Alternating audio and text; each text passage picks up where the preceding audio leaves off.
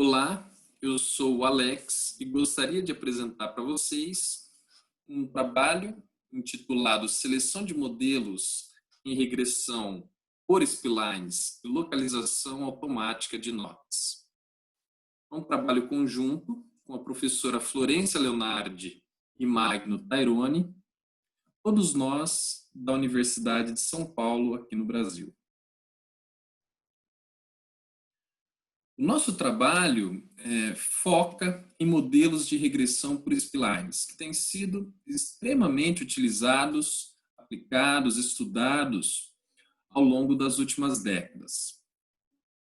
E para que o ajuste de uma curva por spline seja bem sucedido, há a necessidade de selecionar o número e a localização do que chamamos de nodes, que são pontos no domínio da função a ser estimada,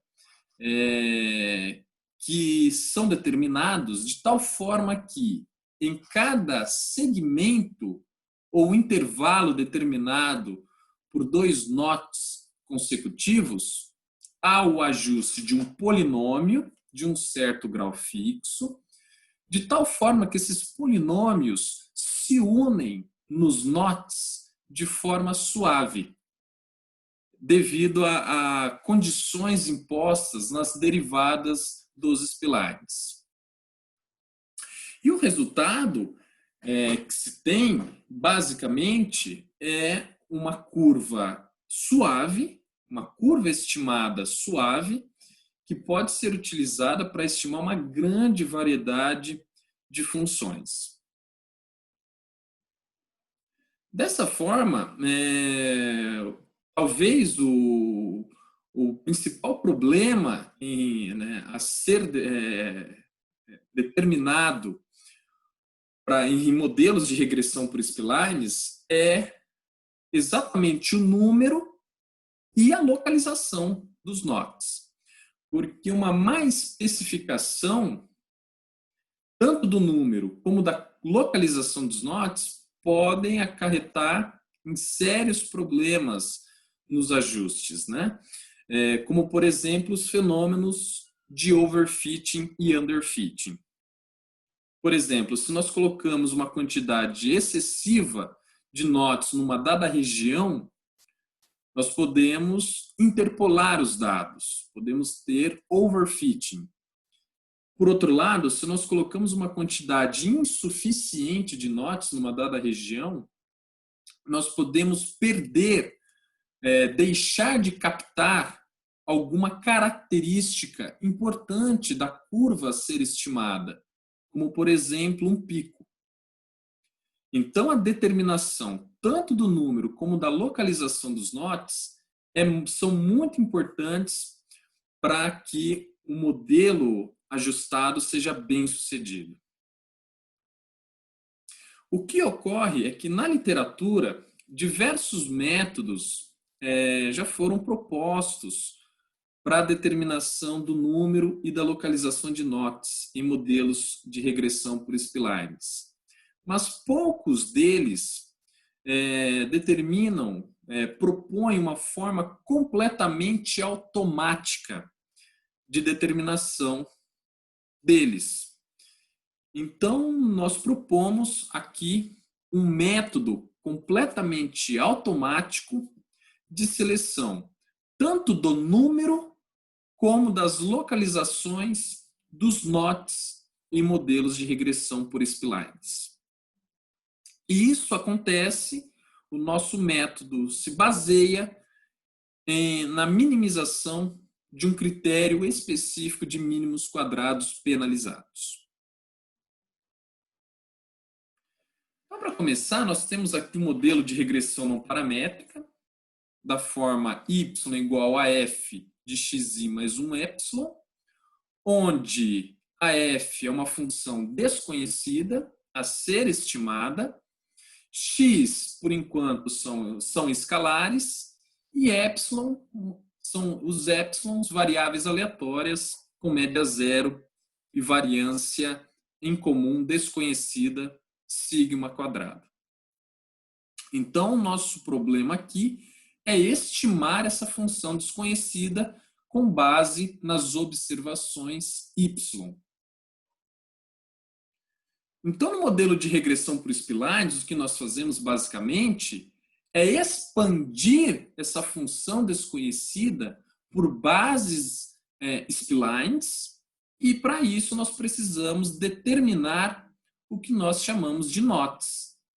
T0, T1, que eu chamo aqui até de TK mais 1.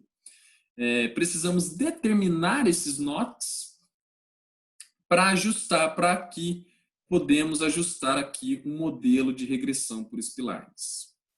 Então, veja, o modelo de regressão por splines nada mais é que polinômios com um certo grau fixo, ajustados em cada segmento determinado por esses NOTs, de tal forma que esses polinômios se unem nos NOTs suavemente.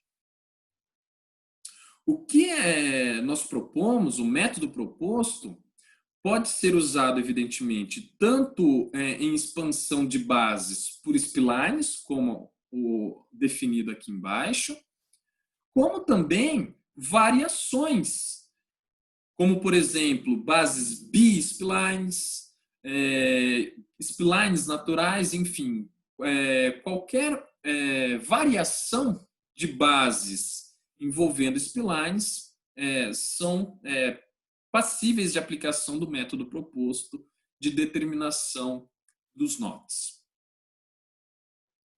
Então, basicamente, o que nós precisamos fazer é estimar no modelo de regressão não paramétrica, para fazer a expansão, estimar a função f por meio de uma expansão em bases splines, nós precisamos estimar os coeficientes do ajuste, os betas, e, além disso, nós precisamos estimar a quantidade de NOTs internos, ou seja, estimar os K-NOTs internos do modelo por splines, e, além disso, estimar a localização dos NOTs internos, T1, T2 até o TK. Então, o nosso vetor de parâmetros, θ, é o nosso vetor, basicamente são os nossos coeficientes beta, o número de NOTs a serem colocados no ajuste e a localização desses NOTs. Então, esse é o nosso vetor θ de parâmetros a serem estimados. E o que nós propomos para a estimação desse vetor θ é a estimação por mínimos quadrados penalizados, onde a penalização ocorre no número de segmentos determinados por esses NOTs. Então, por exemplo, se nós temos K NOTs, nós temos, portanto, K mais 1 segmentos determinados por esses NOTs no domínio da função. Então, nós propomos a estimação desse vetor θ por meio da penalização, mínimos quadrados penalizados, onde a penalização ocorre no número de segmentos a serem determinados pelos NOTs. Então, assim, a ideia é controlar a suavidade da função por meio do número de segmentos ou subintervalos determinados pelos NOTs.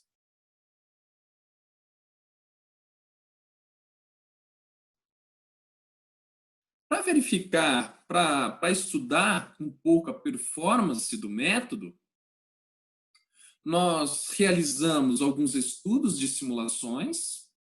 Então, aqui, nós colocamos como funções subjacentes, ou seja, funções a serem estimadas, o papel da f de splines cúbicos em 3 situações.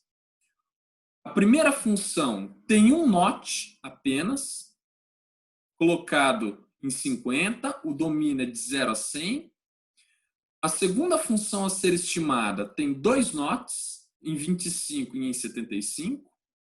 E a terceira função a ser estimada, 3 notch, colocados em 25, 50 e 75. Então, nós queremos verificar se o nosso método proposto consegue recuperar esses notch em cada função. Além disso, nós realizamos esses estudos com 3, o ruído adicionado, o epsilon, foi colocado como ruído normal, com média 0 e variância determinada de acordo com 3 razões de sinal ruído, 3, 6 e 9. Colocamos como tamanho de amostra 100 e 1000. Além disso, nós colocamos uma distância mínima entre notch, 15, para evitar que 2 notch fiquem muito próximos um do outro. Então, nós colocamos no nosso procedimento uma distância mínima entre notch, que nós chamamos de delta. E nos nossos estudos de simulação, nós colocamos delta igual a 15. E fizemos em cada cenário de função a ser estimada, razão, sinal, ruído, tamanho de amostra, realizamos 100 réplicas da simulação.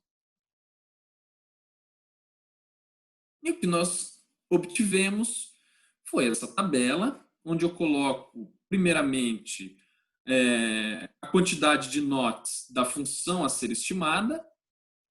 Em seguida, nós verificamos a porcentagem das estimativas do número de notch igual ao número verdadeiro de notch. Então, por exemplo, aqui, no nosso estudo de simulação, 100% das estimativas do K foram iguais a 1. Ou seja, o método captou exatamente o número de notch verdadeiro em 100% das simulações. Quando a nossa curva tinha 2 notch, as nossas simulações encontraram 2 notch em 73% das amostras. E quando a nossa função tinha 3 notch, o nosso método captou em 100% das estimativas. O número estimado de notch foi igual a 3. Então, vejam que o nosso método estima muito bem o número de notch em cada situação. E, além disso, nós temos aqui a média, a mediana, o desvio padrão e um intervalo de confiança para cada um dos notch estimados. Então, por exemplo, veja que quando a função tem 1 notch, lembrando que 1 notch nós colocamos na posição 50, veja que a média da localização desse notch foi de 49,93, muito próximo. A mediana deu exatamente 50, com um desvio padrão de 1,23. Quando nós temos 2 notch, vejam que os notches verdadeiros foram colocados em 25 e em 75.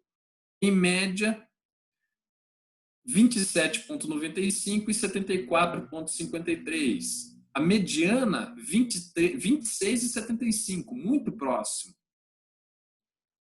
E quando a nossa curva a ser estimada tem 3 notches colocados em 25, 50 e 75, vejam que a média, a mediana também foram muito próximos dos verdadeiros valores, 25,07, 49,92, 75,07, e a mediana estimando de forma muito precisa a localização dos notches. Então, veja que o nosso estudo, aqui eu coloquei a tabela para o caso de tamanho amostral 1000 e para razão sinal ruído 3, que é o pior caso em termos de razão sinal ruído. Fizemos outros 2 cenários de razão sinal ruído com 6 e 9, onde os resultados foram melhores ainda nas simulações obtidas. Eu coloquei aqui para a gente o pior cenário, onde os dados são gerados com a maior quantidade de ruído nas nossas simulações realizadas. Aqui eu coloquei os gráficos das curvas estimadas em cada cenário e com uma linha vertical azul nos NOTs verdadeiros, rosa na média e verde para a curva mediana, para a mediana da localização dos NOTs. Veja que em muitos casos, como por exemplo aqui, quando a curva tem um NOT só, as retas verticais são sobrepostas. No caso em que a gente tem 2 NOTs, veja que aqui, nesse primeiro NOT, houve uma diferença muito pequena entre a posição verdadeira, a média mediana dos NOTs estimados. Para 3 NOTs, as retas também ficaram praticamente sobrepostas.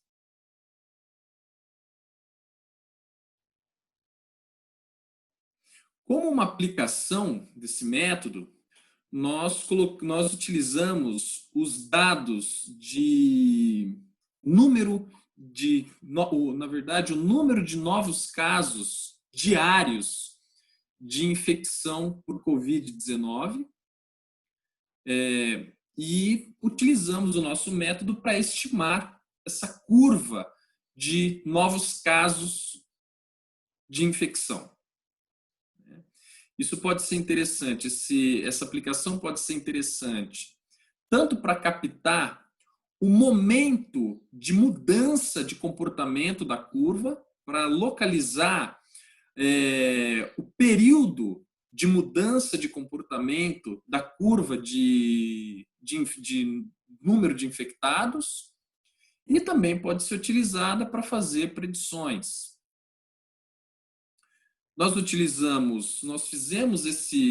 aplicamos o nosso método para fazer essas estimativas e predições em diversos países, em estados brasileiros, em cidades brasileiras, em diversos países do mundo, em todos os estados e em algumas cidades brasileiras.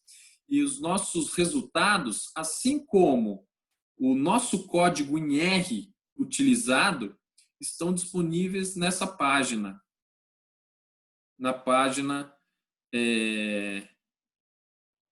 nossa página da USP, na nossa página da universidade. Então, todos podem acessar e verificar diariamente. Nós atualizamos os resultados diariamente com as estimativas e predições, e assim como também a disponibilidade do nosso código em R. Apresento aqui para vocês alguns exemplos dos nossos ajustes realizados, como, por exemplo, para a Alemanha. Aqui, no caso da Alemanha, nós utilizamos B-splines cúbicos e o nosso método detectou quatro NOTs que foram colocados exatamente em posições que captam características importantes da curva, como, por exemplo, pontos de máximo locais, mínimos locais.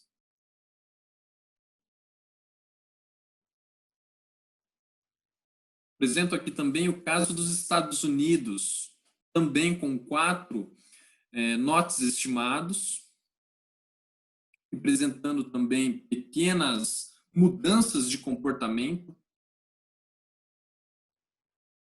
O caso do Brasil nós utilizamos B-splines lineares. Coloquei aqui B-splines lineares. No nosso site, na nossa página, nós utilizamos tanto ajustes por B-splines cúbicos como por B-splines lineares para todos os países, estados e cidades brasileiros.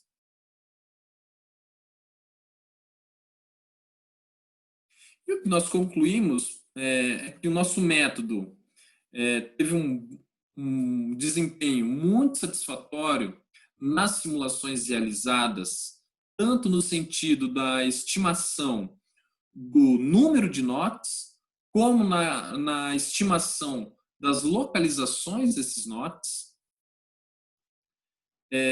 E o mais importante é que esse processo é feito de forma automática, completamente automática. Podemos utilizar esse método como, no caso, por exemplo, dos dados de número diário de infectados do Covid-19, podemos utilizar para detecção de pontos de mudança, mudanças de comportamento em curvas. E, é claro, é importante salientar que esse é um método que nós estamos estudando, um trabalho em desenvolvimento. Então, atualmente, nós estamos trabalhando em propriedades teóricas do método e algumas otimizações em nos nossos programas computacionais. Então, esse basicamente são os nossos estudos atuais, é um método em desenvolvimento, é um trabalho em desenvolvimento, em que precisamos estudar, trabalhar alguns resultados teóricos, como, por exemplo, consistência do método. Isso nós estamos trabalhando atualmente, além do aprimoramento dos nossos algoritmos. E, para quem se interessar, nós temos também um pré-print disponível no Archive. Nós temos esse pré-print disponibilizado no Archive desde junho. Ele está disponível no Archive e também está disponível na nossa página na internet. Então, na nossa página da internet, nós temos os ajustes atualizados diariamente para diversos países no mundo, estados e cidades brasileiras. Nós temos também disponibilizado o nosso código em R e nós também temos o pré-print disponibilizado para quem quiser ler e estudar sobre o método que nós estamos estudando e propondo. Então, desta forma, eu encerro a apresentação, agradecendo muito a oportunidade de apresentar esse trabalho em um evento da União Matemática Argentina. Agradeço muito pela oportunidade de participar. Espero que tenha ficado claro a apresentação e qualquer dúvida, qualquer sugestão, qualquer crítica é muito bem-vinda para a gente. Então, esperamos por críticas, sugestões, dúvidas. Estamos completamente à disposição para isso. É muito bem-vindo e muito importante para nós. Muito obrigado.